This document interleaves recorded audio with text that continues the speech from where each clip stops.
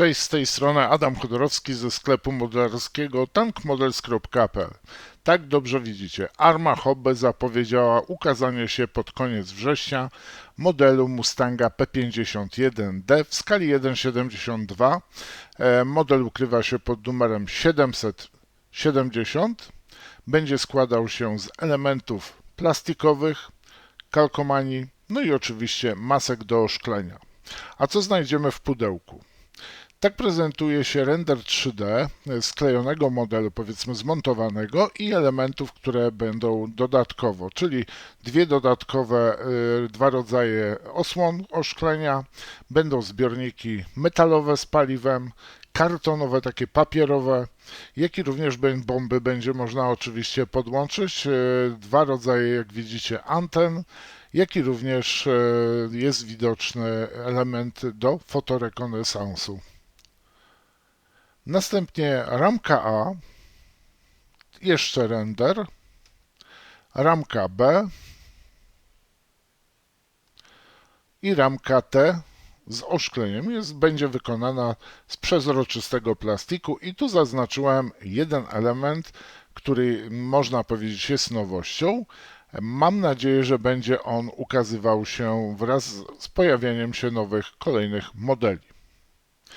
Tak prezentuje się skład pudełka, ale tutaj widzimy tylko i wyłącznie elementy plastikowe, nie ma uwzględnionych masek oraz kalkomanii. To jest właśnie ten element, wskazuję teraz strzałką, który będzie podstawką pod model. Bardzo ułatwi na pewno życie przy malowaniu, a na pewno przy nakładaniu kalkomanii. Idealnie wyszpachlowane skrzydło do Mustanga właśnie w wersji D. Tak, Mustangi D miały szpachlowane skrzydła, nie było widać praktycznie linii podziałów, jak i również nitów. Tak prezentuje się sklejony z ramek testowych Mustang.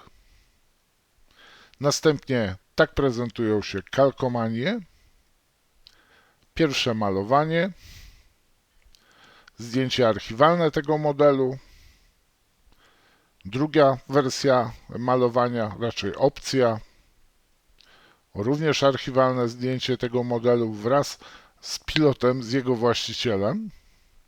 No i tutaj mamy malowanie Mustanga, ale bardziej bym powiedział Mustanga MK4, czyli wersja P51D5, ale NT. I tu mamy Janusza Franckiewicza, model, oczywiście z 303 Dywizjonu Polskich Sił Powietrznych na Zachodzie. Zdjęcie samego pana Franckiewicza.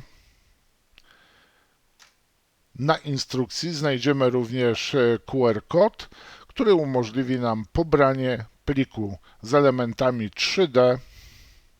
I tutaj jest zawarty właśnie też fotel dla wcześniejszych wersji Mustangów P51D. I to wszystko, moi mili. Tak będzie prezentowało się pudełko.